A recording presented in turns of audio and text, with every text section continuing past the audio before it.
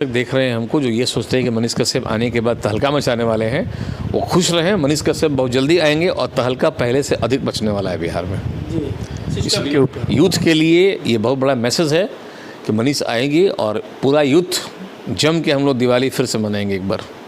क्या लगता है सर, इस पे 13 केस कुल थे, इसमें सब पे बेल पे है वो 2 केस को छोड़ के, और तमिलनाडु में जो केस दर्ज किया गया था वो सब में बेल हो चुका है। सर एनएसए आखिर जब लगाया गया तो कुछ दिनों के बाद एनएसए हटाया भी गया। इनको तो मनीष कश्यप को एकदम देशद्रोही बताया जा रहा था, फिर ये एनएसए हटने का पीछे का कारण क्या रहा? एनएसए जो लगता है उसके लिए एक टीम गठित की जाती है, जो अब कुर्की जब्ती के बाद जो भी एपिसोड यहाँ चला है वो दूसरा एपिसोड है, कोई मतलब उससे नहीं है। बेतिया के केस से पटना के केसों के मतलब नहीं है। यहाँ वीडियो वायरल करने इकोनॉमिकल ऑफेंस के केसेस है, वहाँ केस क्रिमिनल केसेस था। पैसा भी जब्त वाला बात आ रहा है। हाँ, 42 लाख रुपया उनका सीज कर लिया गया है और ये कहा जा रहा है कि ये इलीगल कमाई है। लेकिन बड़ी बात ये है कि 42 लाख रुपया जो ये लिए हैं उससे अधिक ये टैक्स पे कर चुके हैं और ये अपना ऑडिट रिपोर्ट भी क्रिमिनल ऑफेंस को दे चुके हैं। तो सब कुछ क्लियर तो है ही ना, वो पत्रकार तो है नहीं। जब तक वो मास कम्युनिकेशन की डिग्री नहीं लेते हैं, पत्रकार नहीं बोलेंगे उनको हम। अभी तक वो ब्लॉगर है या फिर यूट्यूबर हैं, वो तो अपनी बात को यूट्यूब के माध्यम से ही दिखाते हैं और ये पूर्णतः अधिकार हमारा है कि हम यूट्यूब के माध्यम से कोई भी भारत का नागरिक उन चीज़ों को दिखा सकता है जो उसे लगता है कि सरकारें या कोई व्यक्ति विशेष गलत कर रहा है। वही काम कर रहा था वो। सर ये भी जानना चाहिए। नमस्कार, मैं रेहान और आप देख रहे हैं जनता सिटी। अभी हमारे साथ आपको हम बताते चले कि एसके मिश्रा सर है, जो कि एडवोकेट एसके मिश्रा जी है, जो कि मनीष कश्यप का भी ये केस देख रहे हैं। बिहार में मनीष कश्यप का केस यही एडवोकेट सर देख रहे हैं और इनसे हम बात करना चाहेंगे, क्योंकि मनीष कश्यप को आज एनएसए हटा दिया गया है मनीष कश्यप के ऊपर से। और बिहार में जितने भी लोग हैं मनीष कश्यप को चाहने वाले, उन लोगों के लिए एक बहुत बड़ा इस दिवाली के अवसर पे उन लोगों के लिए एक गिफ्ट मिला है। उन लोगों कहा जाए कि एनएसए हटाया गया, उसके बारे में लेकर क्या कहना चाहते हैं? पहले तो स्वागत करते हैं सर। बहुत बहुत धन्यवाद। कह रहे थे सर, जो मनीष कश्यप से एनएसए हटाया गया है, आखिर ये एनएसए लगाने के पीछे का कारण, मेन कारण क्या था? देखिए, एनएसए के पीछे का बहुत बड़ा स्पष्टीकरण यही था कि मनीष जो वहाँ जिस तरह से मजदूरों को मारा जा रहा था, दमन किया जा रहा था, मनीष ने उस वीडियो को वायरल कर दिया था। ये एलिगेशन राज्य सरकार की थी वहाँ पे कि तमिलनाडु गवर्नमेंट ने कहा कि ये बिहार और तमिलनाडु के बीच का जो रिलेशन है वो ख़राब कर रहा है और ऐसे वीडियो को पोस्ट कर रहे हैं ये जो हम लोग के बीच का रिलेशन ख़त्म कर सकता है। तो इनको फिर बंद कर दिया गया, उसी में केस लगा दिया गया। बाद में मालूम हुआ कि जिस वीडियो का वायरल करने का जिक्र मनीष के पे था, जिस केस में, वो कोई और किया था, ये नहीं किया था। वो एडमिट कर लिया पुलिस सामने आके। पुलिस जब उसको इंट्रोगेशन की तो वो सामने आके बताया कि ये वीडियो हमने वायरल किया था, हमने उसका जो वो आईडी है वो हैक कर लिया था। वो एडमिट कर चुका है इसके अंदर में। ये भी बताया जा रहा है कि मनीष कश्यप एनएसए लगा मनीष कश्यप के ऊपर, तो उसमें उनका कुछ पैसा भी जब्त हुआ, घर पे कुर्की जब्ती भी हुआ, ऐसा भी कुछ मामला आ रहा है? नहीं, कुर्की जब्ती हुआ था वो दूसरे केस में हुआ था। बेतिया में एसबीआई कांड हुआ था वहाँ पर, जहाँ एसबीआई किसी अधिकारी को धमकी को दे दिए थे, वो उस केस में कुर्की जब्ती हुआ था। पैसा उस सब उनको सामान तो मिल गया वापस वहाँ पर। जो डैमेज हुआ वो अलग बात है, लेकिन जो सामान पुलिस ले गई थी सब कुछ वहाँ मिल चुका है। अब दूसरी बात ये रही कि उन सामान के अलावा में मैंने सामान तो मिल गया उनको। अब कुर्की जब्ती के बाद जो भी एपिसोड यहाँ चला है वो दूसरा एपिसोड है, कोई मतलब उससे नहीं है। बेतिया के केस से पटना के केसों के मतलब नहीं है।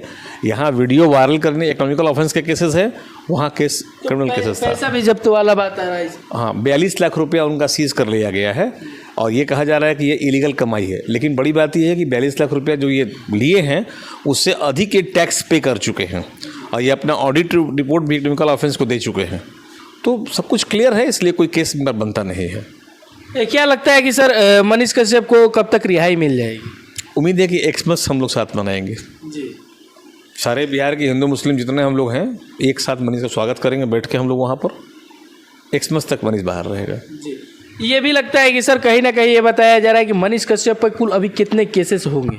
मनीष पे 13 केस कुल थे, इसमें सब पे बेल पे है वो 2 केस को छोड़ के, और तमिलनाडु में जो केस दर्ज किया गया था वो सब में बेल हो चुका है। सर एनएसए आखिर जब लगाया गया तो कुछ दिनों के बाद एनएसए हटाया भी गया। इनको तो मनीष कश्यप को एकदम देशद्रोही बताया जा रहा था, फिर ये एनएसए हटने का पीछे का कारण क्या रहा? एनएसए जो लगता है उसके लिए एक टीम गठित की जाती है जो एनएसए इम्पोज करती है। उस टीम में वहाँ के हाईकोर्ट के पूर्व जज होते हैं, सदस्य होते हैं, जो डिस्ट्रिक्ट मजिस्ट्रेट हैं वो भी सदस्य होते हैं। एक एडवाइजरी कमेटी होती है जो एनएसए इम्पोज करती है या रिवोक करती है। तो ये एनएसए 3 महीना के लिए ही लगाया जाता है उन लोगों को जिनसे उस राज्य को या अगल बगल के राज्य को खतरा हो सके। तो इस बीच में देखा यह गया कि इनसे कुछ माने कोई खतरा नहीं हुआ है या जो साक्ष्य पुलिस पेश कर रही है पुलिस साक्ष्य पेश नहीं कर पाई, तो ऑनरेबल सुप्रीम कोर्ट ने स्पष्टीकरण मांगा राज्य सरकार से कि भाई आखिर कुछ तो बताइए कि आपने इसे क्यों लगाया है। राज्य सरकार ने वो स्पष्टीकरण पूर्णतः दे नहीं पाया। एक तो बात ये रही, दूसरी बात ये कि जिनका टाइम भी टेन्योर पूरा हो चुका था एनएसए का, तो हटाना लाजमी था इनका।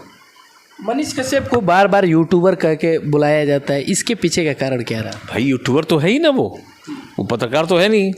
जब तक वो मास कम्युनिकेशन की डिग्री नहीं लेते हैं पत्रकार नहीं बोलेंगे उनको हम। अभी तक वो ब्लॉगर है या फिर यूट्यूबर हैं, वो तो अपनी बात को यूट्यूब के माध्यम से ही दिखाते हैं। और ये पूर्णतः अधिकार हमारा है कि हम यूट्यूब के माध्यम से कोई भी भारत का नागरिक उन चीज़ों को दिखा सकता है जो उसे लगता है कि सरकारें या कोई व्यक्ति विशेष गलत कर रहा है। वही काम कर रहा था वो। सर ये भी जानना चाहेंगे कि मनीष कश्यप को जब एनएसए से और फिर जब रिहा होकर जब जेल से बाहर आएंगे, जब फिर से रिपोर्टिंग ग्राउंड में आएंगे, तो उसके बाद सर कुछ इनके ऊपर प्रतिबंध लगाना, जैसे कि बाहर जाने में, सफ़र में कभी इंडिया से बाहर जाना हो तो ये जा पाएंगे, आ पाएंगे? अभी तक की बेल कंडीशन में ये सब कोई शर्त नहीं है। हाँ, कुछ शर्त ये है कि मनीष को यहाँ ट्रायल में आना पड़ेगा। ये शर्त तो हर कोर्ट लगाता है, दैट इज़ उसको बोलते हैं 438(2) का, जो सीआरपीसी का प्रोविज़न हम लोग का है। उसके तहत जिसको ये बेल दिया जाता है उसको न्यायालय में तारीख को उपस्थित रहना पड़ेगा। ये कॉमन हम लोग का हो गया। लेकिन बाकी कोई कंडीशन कि वो विदेश नहीं जाएंगे और घूमेंगे नहीं, खाना नहीं खाएंगे, कपड़ा नहीं पहनेंगे, ये सब कोई कंडीशन नहीं होता है। इस तरह कोई कंडीशन कोर्ट ठीक है लगाया गया है कहाँ, वो तो ख़त्म हो गया। जो राजद्रोह का मुकदमा लगाया गया, राष्ट्रीय सुरक्षा कानून एनएसए लगाया गया था, वो तो आज ख़त्म कर दिया गया उसको। तो आपकी बात तो है नहीं उसके लिए। अब जो रहा कि हम इकोनॉमिकल ऑफेंस के एक्यूज नहीं है, तो देखेंगे उसमें हम लोग। फिर बाकी बेल हो चुका है, बाकी सब बेल हो जाएगा, क्वेश्चन फाइल करेंगे, सब केस ख़त्म हो जाएगा इनका।